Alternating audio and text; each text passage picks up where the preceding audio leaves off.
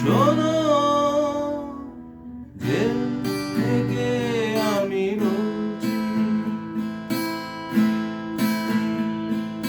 জীবনের এখানে ইচ্ছেগুলো ডানা মেলে হয়ে গেছে অন্ধ। অবুঝ মনটা শুধু চায় যে নিতে তোমার চুলের মৃদু গন্ধ, তোমার মুখখানি বুকে ধরে জীবন মৃত্যু মাঝে দুলছি। শোনো, জেল থেকে আমি বলছি,